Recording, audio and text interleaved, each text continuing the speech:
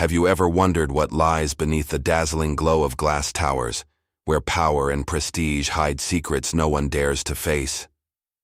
A man at the top of the world, seemingly untouchable, is pulled back by a single tattered note, a whisper from decades past. Will it break him or lead him to something worth more than all his wealth?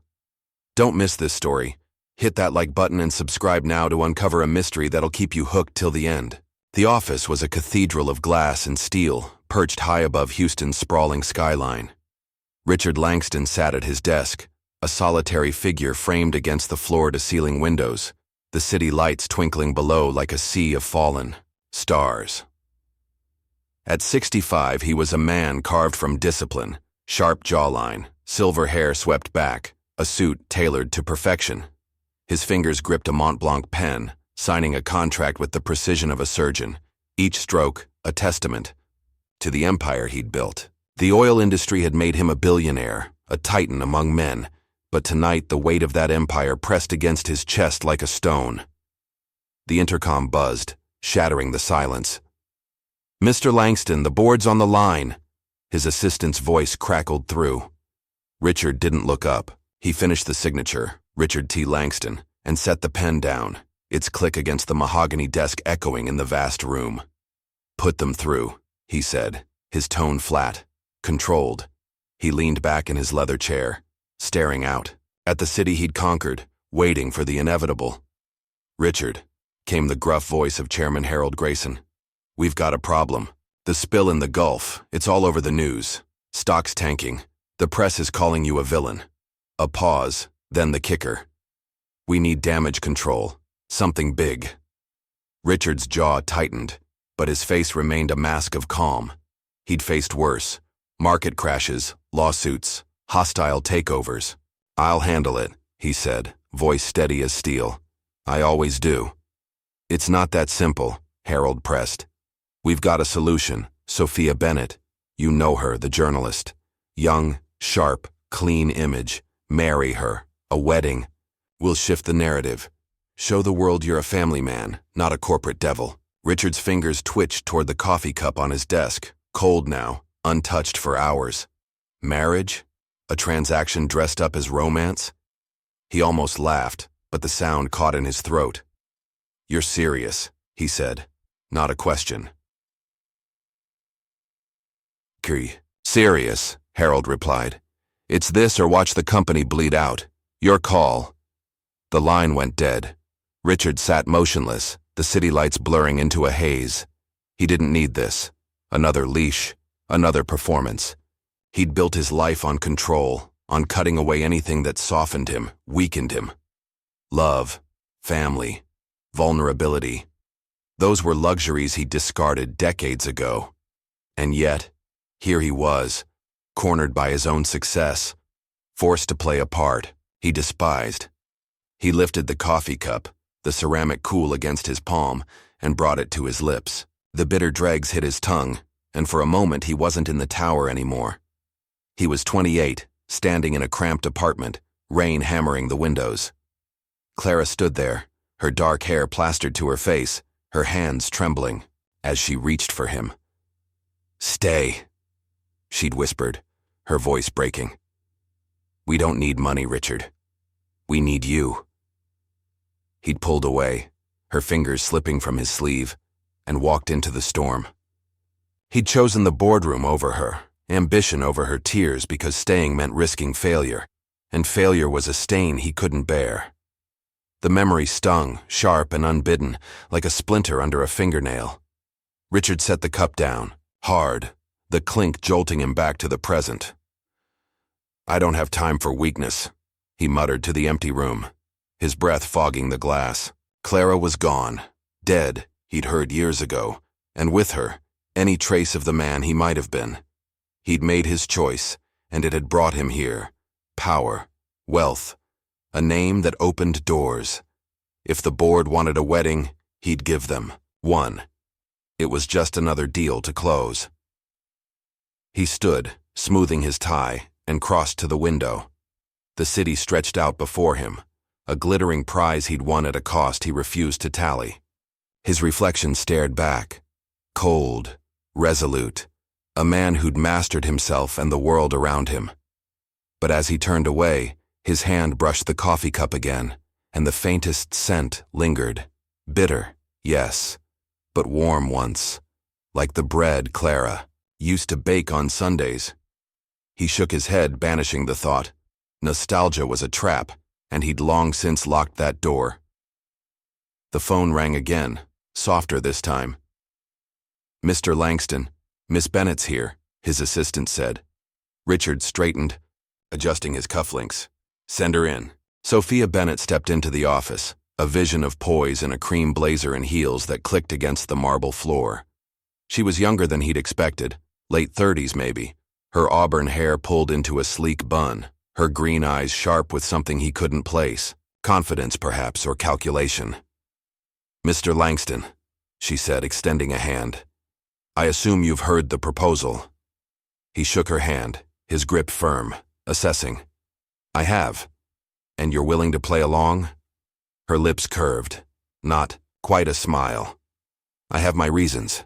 Let's just say this benefits us both." Richard studied her, searching for a crack in her composure, but found none. She was good. Too good, maybe. "Fine," he said, releasing her hand. "We'll do it. A wedding. Quick, clean, public." "Good," she replied, her voice smooth as silk. "I'll handle the press. You just show up." She turned to leave, but paused at the door, glancing back. "One thing, though. Don't mistake this for anything real. I'm not here to save you." The door clicked shut behind her, and Richard stood alone again, the city lights pulsing beyond the glass. He didn't need saving, never had. He was Richard Langston, a man who bent the world to his will, not the other way around. Yet as he sank back into his chair, the coffee cup caught his eye once more, its cold rim a silent rebuke. For the first time in years, a flicker of doubt crept in. Not loud, not angry, but quiet, insistent, like rain against a window long closed. He ignored it, as he always did, and reached for the next contract. Control was his armor, and he'd wear it to the altar if he had to. But deep down, beneath the steel and the silence, something stirred. A whisper of a life he'd buried, a debt he'd never paid. And though he'd never admit it, not yet, that whisper would grow louder before the night was done.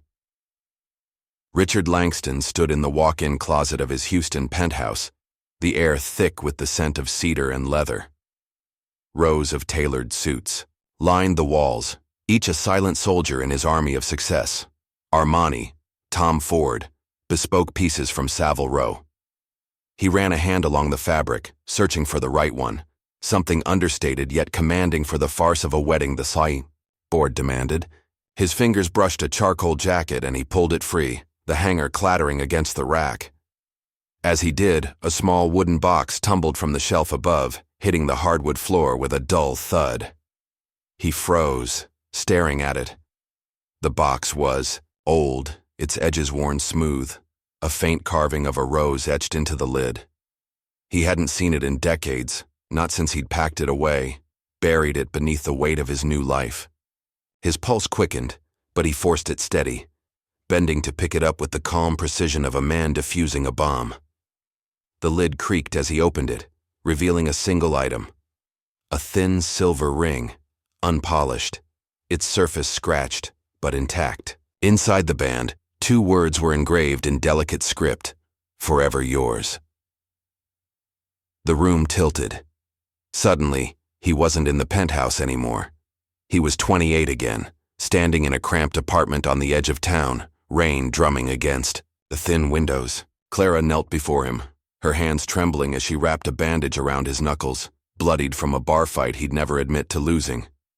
Her dark hair fell across her face, and she brushed it back with a quiet laugh. "You're a mess, Richard," she'd said, her voice soft but steady. "But you don't have to be rich for me. I just need you here." He'd pulled his hand away, the sting of her touch sharper than the cuts. "You don't get it, Clara," he'd snapped, standing to pace the tiny room. "I can't stay. My father, he'll never respect me if I don't make something of myself. Love doesn't pay the bills. It's a weight I can't carry." She'd looked up, her hazel eyes wide with hurt, but she didn't argue. She never did. She just stood, reached into her pocket, and slipped the ring into his palm.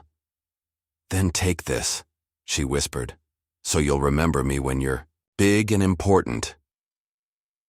He'd left her that night, the ring burning a hole in his pocket as he walked into the storm, his father's voice echoing in his head. A real man doesn't let a woman hold him back. He'd chosen ambition over her, dignity over vulnerability, because staying meant risking failure, and failure was a crack in the armor he couldn't afford.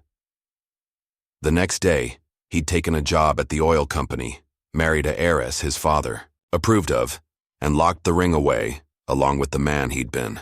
Now, standing in the closet, Richard turned the ring over in his fingers, its cool weight a silent accusation. He'd heard Clara had died years ago, some vague rumor about a heart condition, but he'd never checked, never asked. It was easier, that way cleaner. He'd built an empire, a name that commanded respect, a life where weakness had no place. "I made the right choice," he muttered, his voice low, as if convincing the empty room. But his eyes stung, a traitor to his resolve, and he blinked hard, shoving the memory down.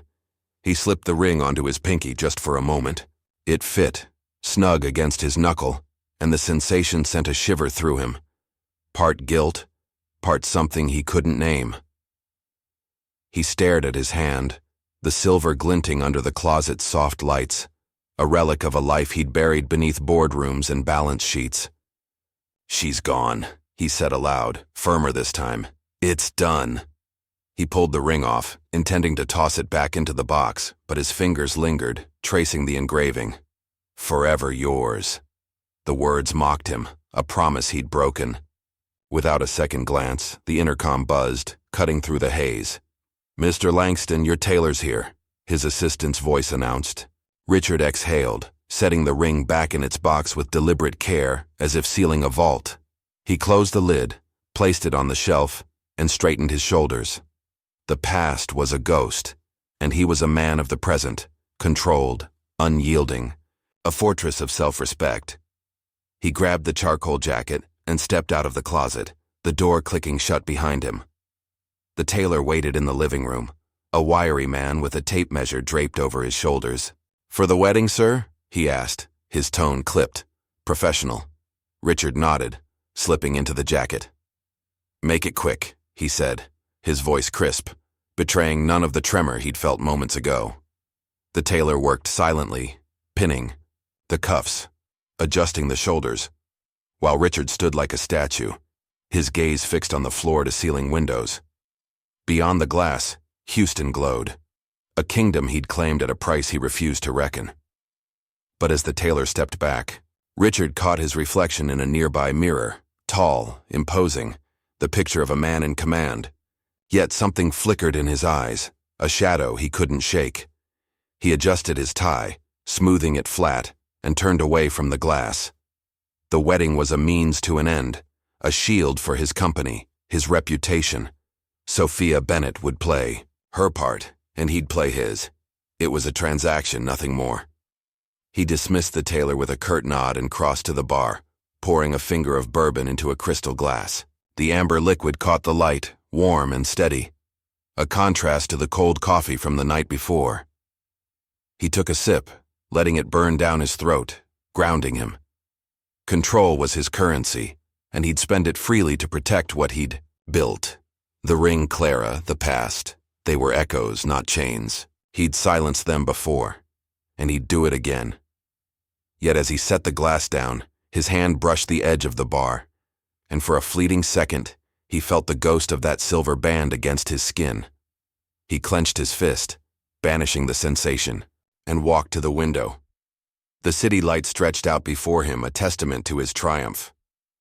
But deep down, beneath the armor of discipline and dignity, a whisper lingered, a debt unpaid, a crack in the facade he'd spent a lifetime forging. The ballroom of the Houston Grand Hotel shimmered like a jewel box, its crystal chandelier casting 1,000 prisms of light across the polished marble floor. Richard Langston stood at the head of the room, his charcoal suit impeccable, his silver hair catching the glow.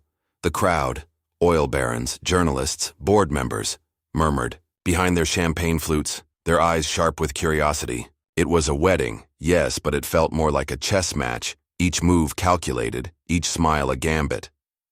Richard kept his posture rigid, his hands clasped behind his back, a fortress of calm amidst the buzz. He'd faced hostile takeovers with less scrutiny than this. Sophia Bennett stepped forward, her cream gown flowing like liquid silk, her auburn hair pinned with a single pearl clip. She was a vision of grace, but her green eyes held a glint of steel as she took her place beside him. The officiant, a gray-haired man with a practiced smile, began the vows, his voice a drone against the clink of glasses. Richard barely heard it. His focus was on the room, the way Harold Grayson nodded approvingly from the front row, the way the reporters scribbled notes, their cameras poised like vultures. This wasn't love. It was survival, a shield for his company, his name. "Do you, Richard Langston, take this woman?" The words blurred into noise. Richard's chest tightened, a faint pulse of unease he couldn't name. He glanced at Sophia, catching her gaze for a fraction of a second. She leaned in, her breath warm against his ear. "I'm not here because I love you," she whispered, her tone low, deliberate. "I'm here for a promise I made." Before he could respond, she straightened, her lips curving into a perfect public smile. The words jolted him, but he didn't flinch. "I do," he said, his voice steady, resonant, cutting through the hum of the room. The crowd applauded, a polite ripple of sound, but Richard felt their eyes, judging, dissecting. He'd spent decades building a reputation as a man who couldn't be rattled, a titan who bent the world to his will. This wedding was just another test, and he'd pass it with the same iron control he always had. Sophia echoed her vow, her voice clear and unshaken, and the officiant pronounced them husband and wife. No kiss followed, just a handshake, firm and formal, sealing the deal. As they turned to face the guests, Richard scanned the room, his gaze snagging on a figure in the corner. A man, mid-30s, stood apart from the throng, his dark suit rumpled, his arms crossed. His face was sharp, angular, with eyes that burned, cold, unyielding, fixed on Richard. Something about him tugged at the edges of memory, a shadow Richard couldn't place. His heart thudded once, hard, but he forced it still, his expression unchanging. Whoever he was, he didn't matter. Not tonight. The reception blurred into a haze of toasts and small talk. Richard moved through it like a ghost, nodding at the right moments, offering clipped responses. "A bold move, Langston," Harold said, clapping his shoulder. "The press will eat this up." Richard gave a tight smile, sipping his bourbon, to avoid replying. The amber liquid steadied him, its burn a familiar anchor. He didn't care about the press. He cared about the stock ticker, the board's approval, the empire he'd clawed from nothing. This was a means to an end, nothing more. Hours later, the guests filtered out, leaving the newlyweds in the penthouse suite atop the hotel. The silence was deafening after the din of the ballroom. Sophia kicked off her heels, sinking into a velvet chair with a sigh. "Well, we pulled it off," she said, her tone dry. Richard loosened his tie, crossing to the window. The city lights stretched out below, a glittering testament to his reign. "We did what we had to," he replied, his voice even, detached. He turned to head for the bedroom, eager to shed the day's weight, when something caught his eye, a folded paper tucked beneath the pillow on the king-sized bed. His stomach clenched, an instinct he couldn't shake. He approached slowly, lifting the pillow with a steady hand. The paper was old, yellowed, its edges curling. He unfolded it, and the sight of the handwriting hit him like a punch. Clara's script, looping and precise, a ghost from the past he'd locked away. "Richard," it began, "if you're reading this, I'm gone. You chose your honor over us, and I never blamed you. But there's something you should know, something I kept safe even when you walked away." His breath caught, a rare crack in his composure. He forced it back, his fingers tightening on the page, but his eyes raced over the words, hungry despite himself. The room spun, the chandelier's light dimming as the past clawed its way free. He heard the rain again, felt the damp chill of that night he'd left her, saw her trembling hands reaching for him. He'd walked away to protect his dignity, to prove he was more than his father's scorn. But this was a reckoning he hadn't prepared for.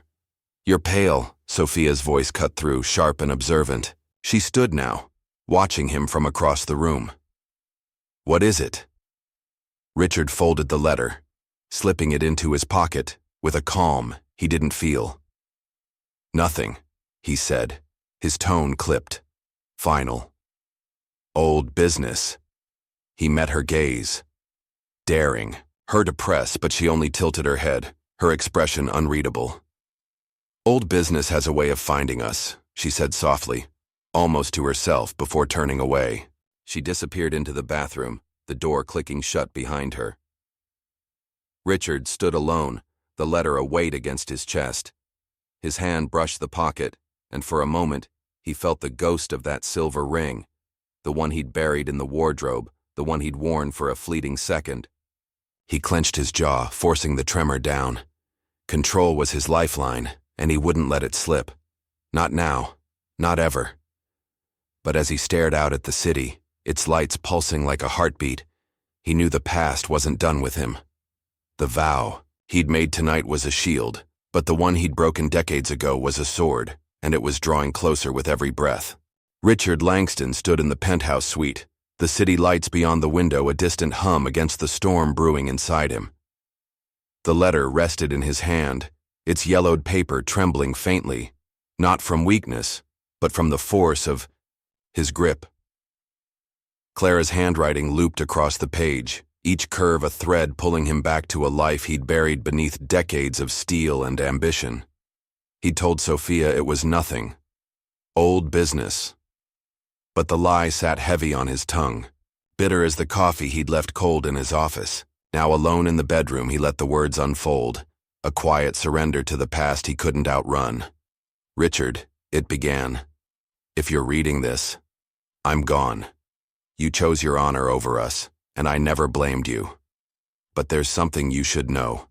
Something I kept safe, even when you walked away. Our son David was born 9 months after that night in the rain. I raised him alone, and he's grown into a man you'd be proud of if you'd stayed to see it. My heart gave out, like I always feared it would. But I wrote this so you'd know the truth. He doesn't need you now, but he deserves to know who you are." The air left his lungs, a silent gasp he smothered before it could escape. A son. David. The name hit him like a stone, sinking deep into the cracks of his carefully built world. He saw her again. Clara, collapsing in that dingy apartment, her hand clutching her chest as the rain pounded outside. He'd thought her weak, a burden he couldn't carry, and he'd walked away, the ring she'd given him burning in his pocket. But it wasn't weakness. It was a heart condition, one she'd hidden, one he'd refused to see. And now, a child. A boy he'd never known, a life he'd never claimed. His knees buckled, but he caught himself against the bedpost, forcing his spine straight. Control was his anchor, and he clung to it, his breath steadying with each measured inhale. He read the letter again, slower this time, tracing every word as if it might vanish. Our son, David. The man in the corner at the wedding.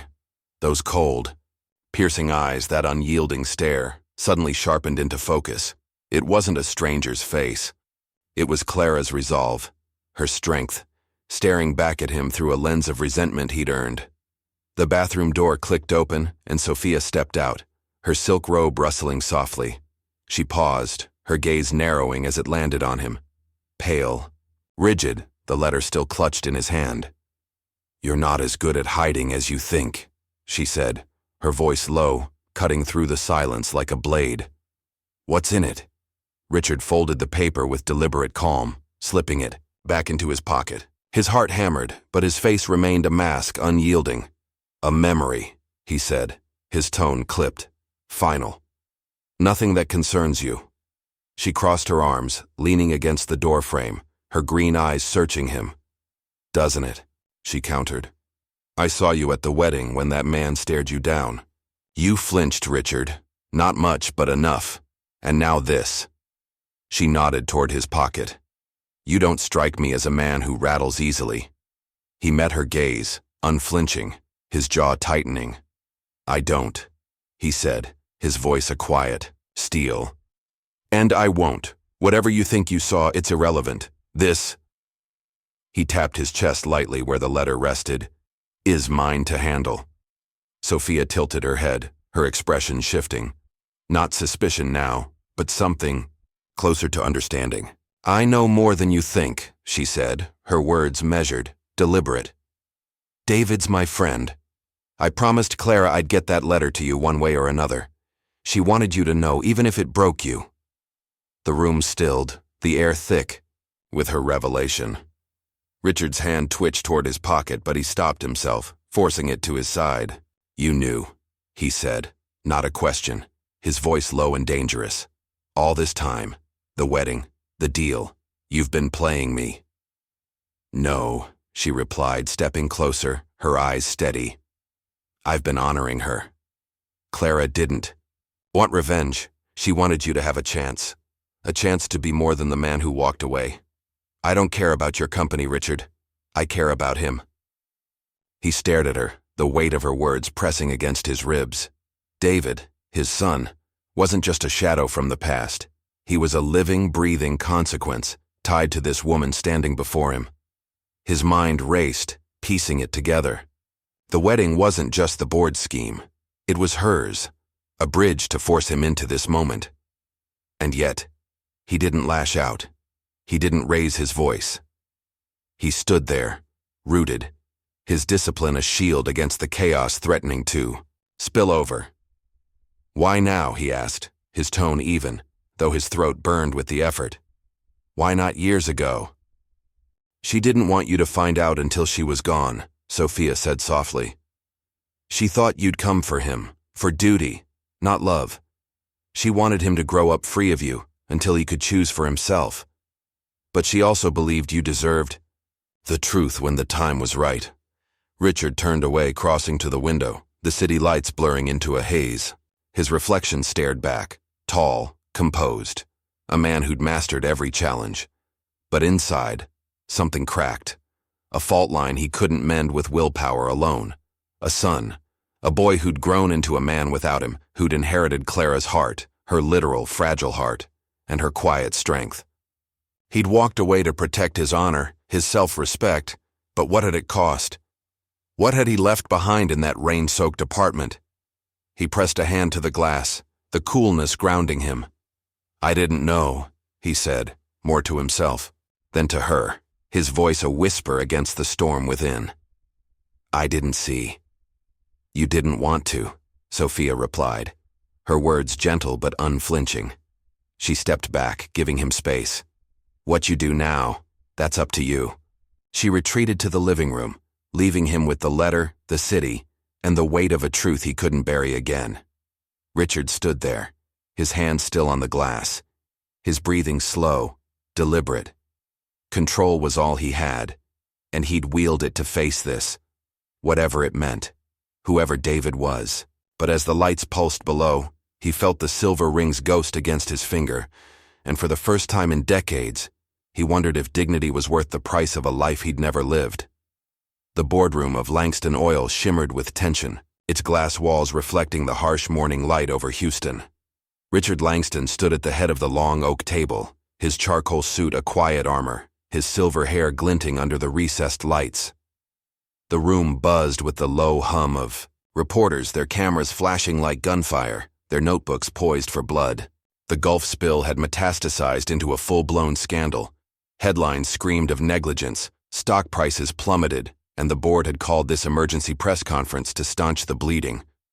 Richard's hands rested lightly on the table, steady, unshaken, a portrait of control amid chaos. Harold Grayson flanked him, his jowly face red with strain. Stick to the script, he'd muttered earlier, shoving a page of talking points into Richard's hand. Regret, reform, renewal. Empty words meant to appease the vultures circling his empire.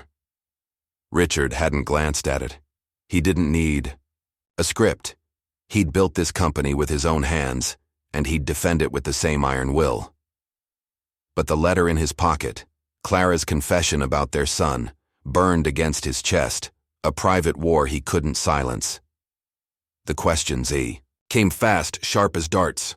"Mr. Langston, how do you justify the environmental damage?" a woman in a red blazer demanded. "Is this marriage to Sophia Bennett just a PR stunt?" Another voice cut in, dripping with scorn. Richard met each one with a level gaze, his voice calm, measured. "We're addressing the spill with every resource we have," he said. "My personal life is irrelevant to the company's mission." The reporters scribbled, unsatisfied, their flashes blinding. Then the door swung open and the room stilled. David stepped in, tall, angular, his dark suit wrinkled at the elbows, his eyes a cold fire. Richard's breath hitched, but he masked it, his face a stone wall. He'd known this moment was coming since Sophia's revelation last night, yet seeing him here, in the flesh, was a jolt he hadn't prepared for. David moved to the front, ignoring the chairs, and faced the crowd. The resemblance was unmistakable now. Clara's high cheekbones, her unyielding stare, sharpened by years of absence. "I'm David Carter," he said, his voice ringing clear, cutting through the murmurs. "And I'm Richard Langston's son, born out of wedlock, abandoned before I took my first breath. My mother, Clara Carter, raised me alone while he built this empire on her silence." He paused, letting the words land, his gaze locking onto Richard's. "I'm a lawyer, with the Gulf Preservation Coalition. I'm here to hold him accountable, not just for the spill but for the lives he's discarded." The room erupted, cameras flashing like a storm, voices shouting over each other. "Mr. Langston, is this true? Why the secrecy? What about Sophia?" Richard stood motionless, his pulse hammering, but his expression didn't falter. He felt the sting of David's words. Abandoned, discarded, like a blade against his self-respect, yet he didn't flinch. His hand slipped into his pocket, brushing the letter, then the small photo of Clara he'd kept there since last night, her, smile frozen in time, a relic of a choice he'd made. A reporter lunged forward, his voice loud, venomous. "You're a fraud, Langston. Sold your soul for oil, now your family for a headline. Where's your honor?" The crowd hushed, waiting for Richard to crack. He didn't. He straightened, his eyes narrowing slightly, and leaned into the microphone. "I don't answer to insults," he said, his tone low, steady, a quiet thunder. "I answer to facts. The spill is being contained. My company will make it right. As for my personal life..." He paused, glancing at David, the faintest tremor in his chest. "That's a matter I'll address privately." David stepped closer, his voice rising, sharp with years of buried pain. "Privately? You don't get to hide anymore. You're a coward, not a titan, a man who ran from his own blood." His eyes, Clara's eyes, flashed with defiance, daring Richard to break. The room held its breath. Richard felt the weight of every stare, the cameras poised to catch a stumble, a shout, a collapse. His hand tightened around the photo in his pocket, Clara's face a silent anchor. He could lash out, deny it, call David a liar, but that wasn't who he was. He'd built his life on discipline, on dignity, and he wouldn't unravel now, not even under this blow. "You don't know me," he said, his voice calm, piercing, "but I'll hear you out when the cameras are off." David's jaw clenched, his fists balling at his sides, but he didn't push further. The reporters swarmed, questions flying, but Richard raised a hand, silencing them with a single gesture. "That's enough," he said, final, unyielding. He turned and walked out, his steps deliberate, the flashes chasing him like hounds. Back, in his office, the door locked. He sank into his chair, the city sprawling beyond the glass. The photo slipped from his pocket onto the desk, Clara, young and radiant, smiling under a rain-streaked umbrella. He traced her face with a finger, his breath uneven for the first time that day. David's words echoed, coward, abandoned, and they cut deeper than the press's barbs. He'd walked away from Clara to protect his honor, his self-respect, to prove he was more than his father's disdain. But what had it bought him? An empire, yes, but a son who saw him as a shadow, a void. He poured a bourbon, the glass trembling slightly in his hand, but he set it down untouched. Drinking wouldn't steady him now, only facing this would. David was out there, a living testament to his failure, and Sophia had known, had orchestrated this collision. Yet he didn't feel anger, not the hot, reckless kind. It was colder, quieter, a resolve hardening in his bones. He'd built a life on control, on dignity, and he'd hold to it, even as the ground shifted beneath him. The intercom buzzed. "Mr. Langston, Sophia's here," his assistant said. Richard exhaled, pocketing the photo. Send her in. The door would open, and with it, another reckoning. But he'd face it standing, not running. Not this time. The city lights pulsed outside, a reminder of what he'd gained. And now, the rain came down in sheets, hammering the roof of Richard Langston's Bentley as he sat in the driver's seat, the engine idling outside Houston General Hospital. The city lights blurred through the windshield, streaks of gold and red against the gray dusk. But his focus was inward, locked on the letter now creased from his grip. Clara's words looped in his mind.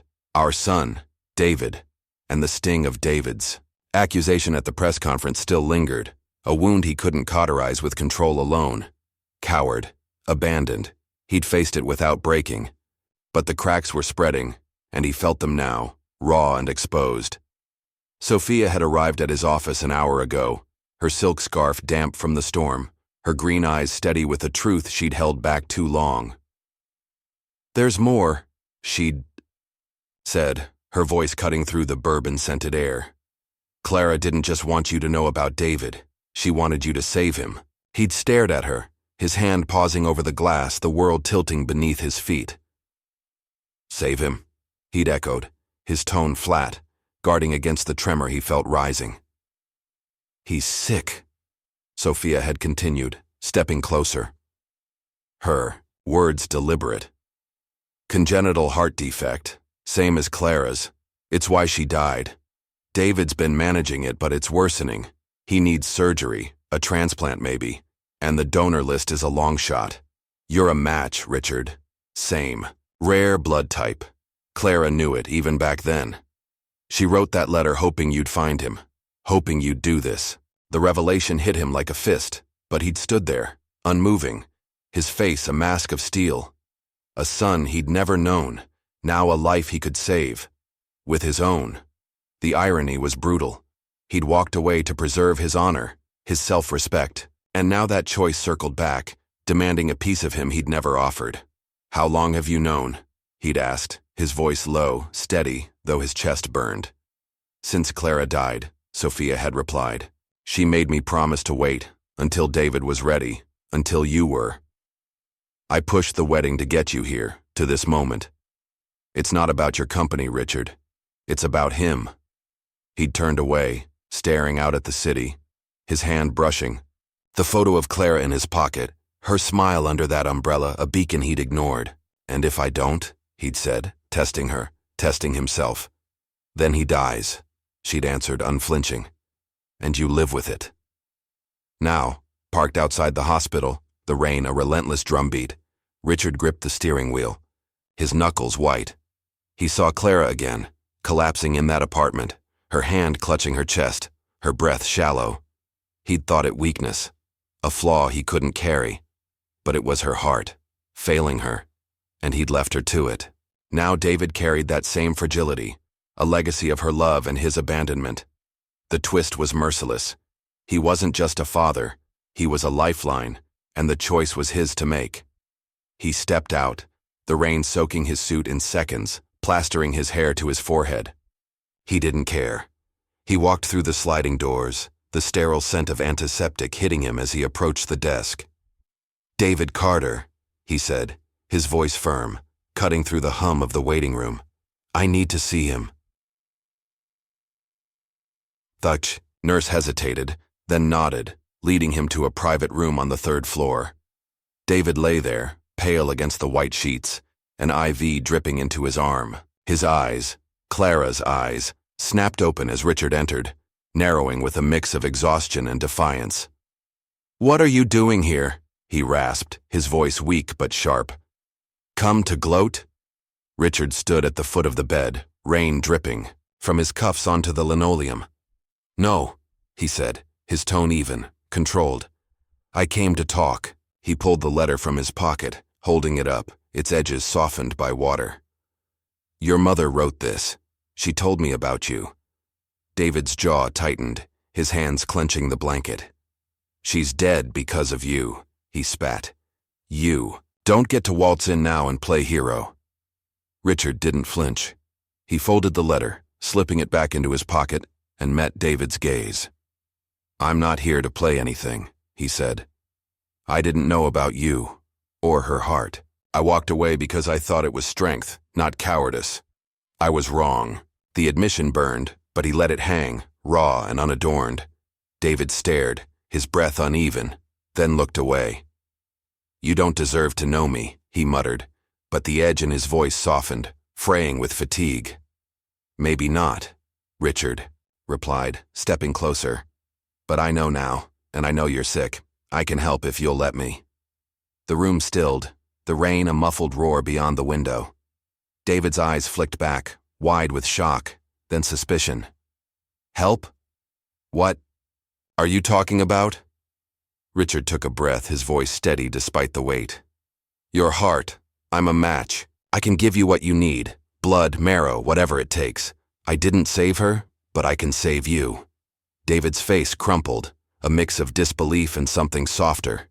Grief, maybe, or fear. "Why?" he whispered. "After all this, why now?" Richard stood there, rain pooling at his feet, his suit clinging to him like a second skin. "Because I owe her," he said, his voice low, resolute. "And because you're mine. Whether you want me or not." He paused, his hand brushing the photo in his pocket. "I spent my life building something I thought was honor. But this," he nodded at David, "this is what matters. I won't walk away again." David said nothing, his eyes glistening, his chest rising and falling too fast. The silence stretched, heavy with unspoken years. Richard didn't push. He turned to the window, watching the rain streak the glass, his reflection a shadow of the man he'd been. Proud, unyielding, alone. Now, soaked and still, he felt different. Not broken, but open, ready to face what came next. "Get out," David said finally, his voice cracking. "I need to think." Richard nodded, his hand on the door. "I'll be back," he said, not a promise, but a fact. He stepped into the hall, the door clicking shut, and stood there, the rain's echo in his ears. He'd made his choice, quietly, firmly, without anger, and for the first time it felt like dignity, not just survival. The city waited beyond, but here, in this moment, he was a father, and that was enough. The hospital room was a cocoon of white, its sterile walls softened by the muted patter of rain against the window. Richard Langston stood by David's bedside, his rain-soaked suit traded for a crisp white gown, the IV line taped to his arm, a thin tether to the moment he'd chosen. The procedure had been swift, bone marrow drawn from his hip, a small price for the chance to save his son's heart. He'd insisted on staying after, refusing the private room the staff offered. "I'm fine here," he'd said, his voice steady, brooking no argument. Now propped in a chair beside the bed, he watched David sleep, the rise and fall of his chest a fragile rhythm against the beep of monitors. The pain in his hip throbbed, a dull ache he ignored, with the same discipline that had carried him through boardroom battles and sleepless nights. He'd faced worse, decades of burying guilt, of forging an empire on the ashes of a life he'd left behind. This was different, though. Not a fight for power, but for something he couldn't name until now, a legacy beyond wealth, a connection he'd denied too long. Clara's letter rested in his pocket, its words a quiet pulse beneath his skin. "He deserves to know who you are." She'd been right, and he'd been blind. David stirred, his eyes fluttering open, hazel like hers, but hardened by years Richard hadn't seen.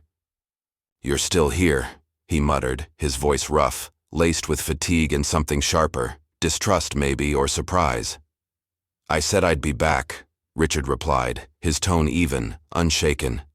He leaned forward slightly, resting his hands on his knees, the gown crinkling softly. "How do you feel?" David shifted, wincing as he adjusted the blanket. "Like hell," he said, then paused, his gaze flicking to the IV in Richard's arm. "You didn't have to do this." "Yes, I did," Richard said, his voice low, firm. "Not for you to forgive me, not even for me, for her." He tapped his chest, where the letter lay, a gesture so small it might have gone unnoticed. "But," David's eyes followed it, narrowing slightly. "For her," David echoed, his tone bitter but fraying. "You think this makes up for leaving her? For leaving me?" Richard didn't flinch. He'd expected the bite. Welcomed it even. It was honest, raw, a bridge to something real. "No," he said, meeting David's stare. "It doesn't. I walked away because I thought it was strength, proving I could be more than my father's shadow. I was wrong. I can't undo that. But I can do this." He gestured to the room, the machines, the silent gift he'd given. "It's not redemption. It's responsibility." David looked away, his jaw tight, his fingers curling into the sheet. The silence stretched, heavy with unspoken decades, but Richard didn't push. He'd learned patience in boardrooms, honed it into a weapon, and now he wielded it gently, giving David space to breathe, to decide. The door creaked open, and Sophia slipped in, her auburn hair damp from the rain, her scarf draped loosely over her shoulders. She paused, taking in the scene, Richard's quiet vigil, David's guarded stillness. "You're awake," she said to David, her voice soft, a lifeline in the tension.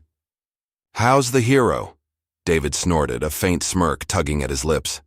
"Not dead yet," he said, then glanced at Richard. "Thanks to him, I guess."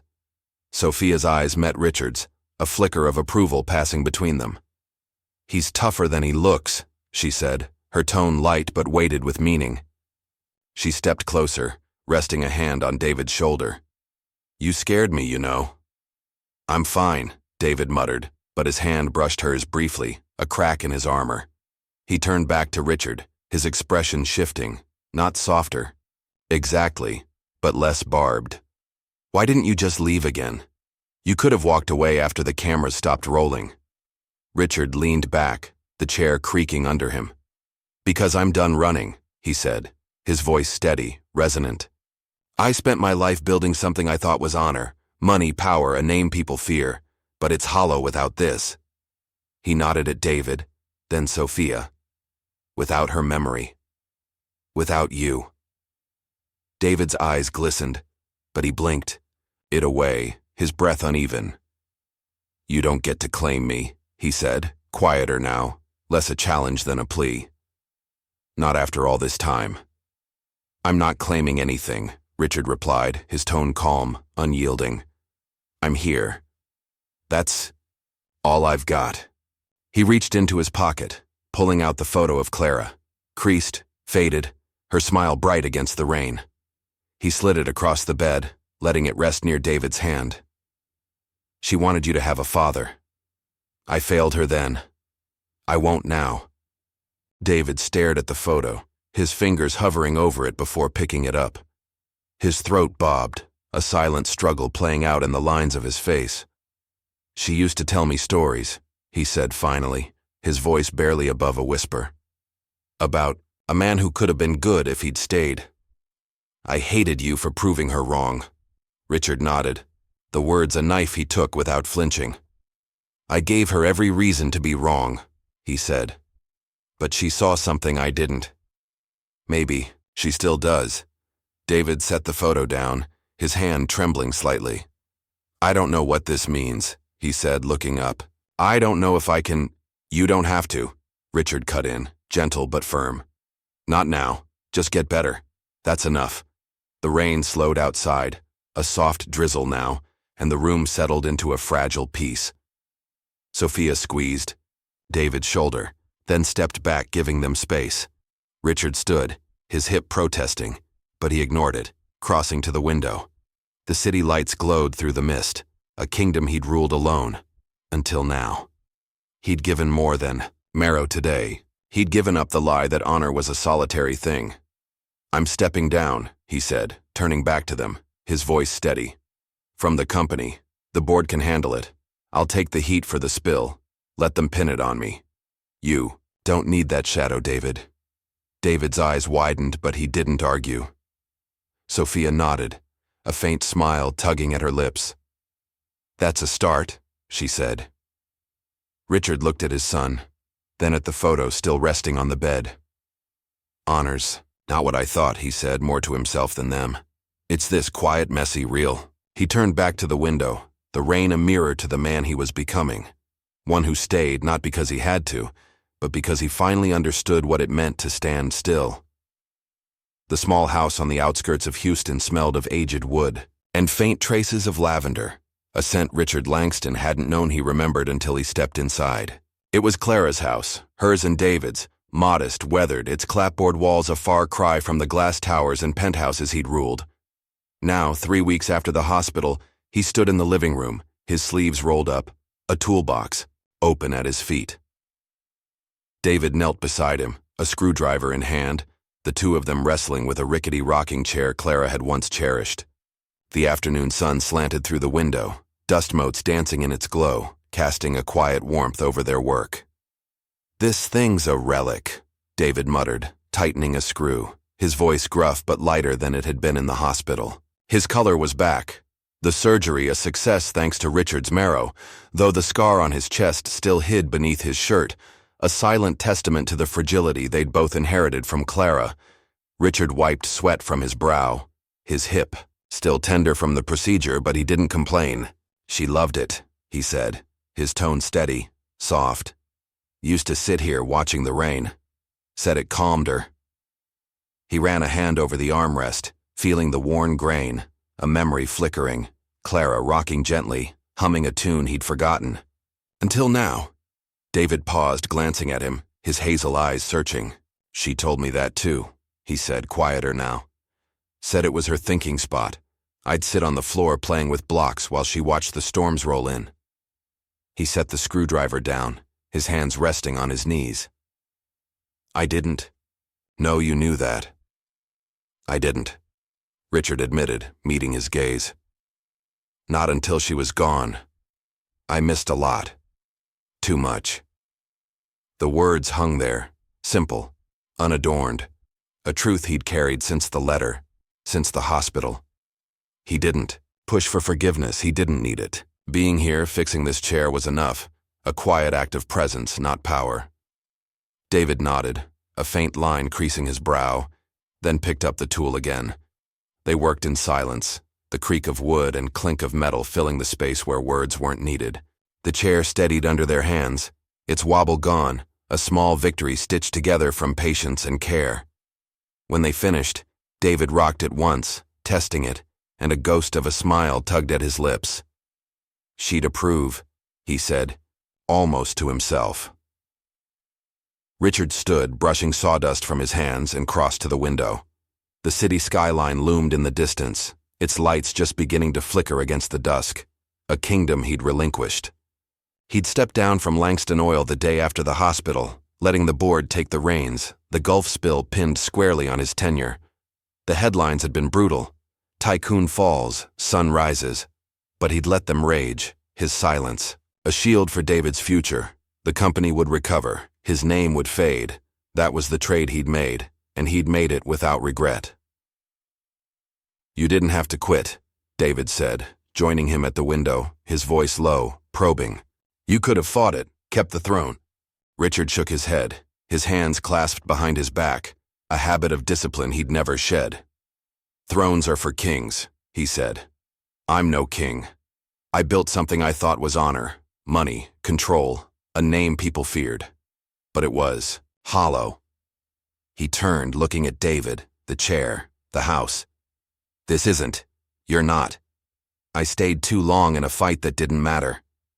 David's jaw tightened, but his eyes softened, a flicker of Clara's warmth breaking through. You're different, he said. Not a question, but an observation. I thought you'd run again. Back to your towers, your suits. Why stay? Richard reached into his pocket, pulling out the photo of Clara, creased, faded, her smile eternal. He handed it to David, his fingers steady. Because of her, he said.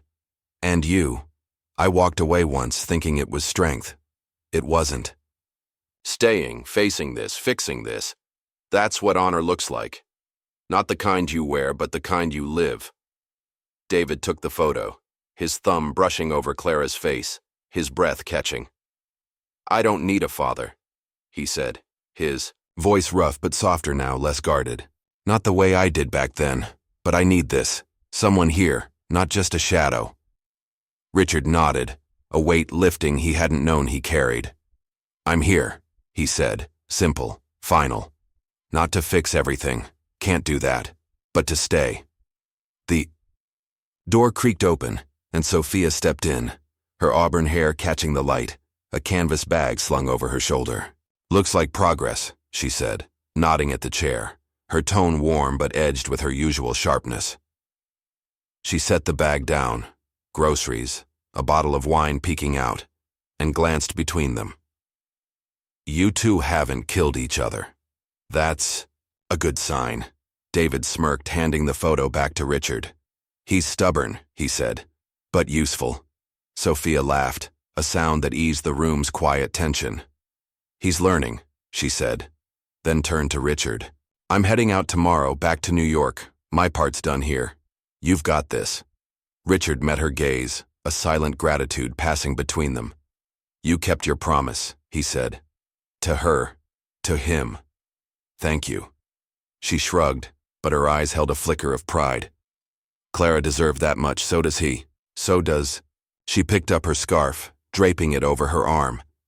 Don't screw it up, Langston. I won't, he said, his voice firm, a vow he meant to keep. She left with a nod, the door closing softly behind her. Richard and David stood in the fading light, the chair between them a bridge built from broken pieces. What now? David asked, his tone tentative, open.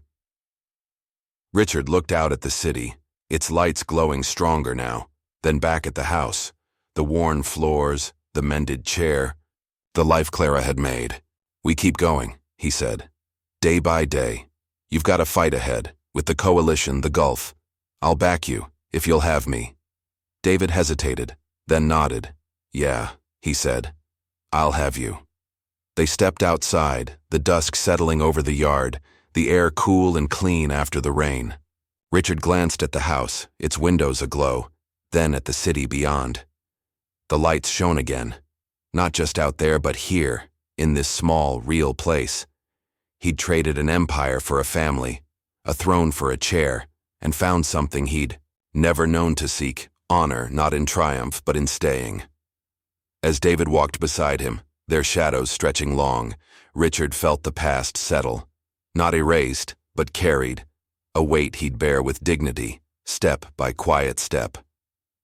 In the end, the city lights he once ruled faded into the distance, replaced by the quiet glow of a home he'd never known he needed.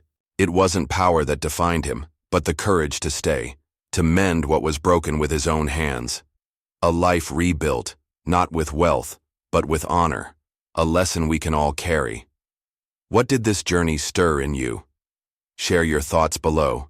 Hit that like button if it moved you, and subscribe to join us for more stories that light the way through the shadows.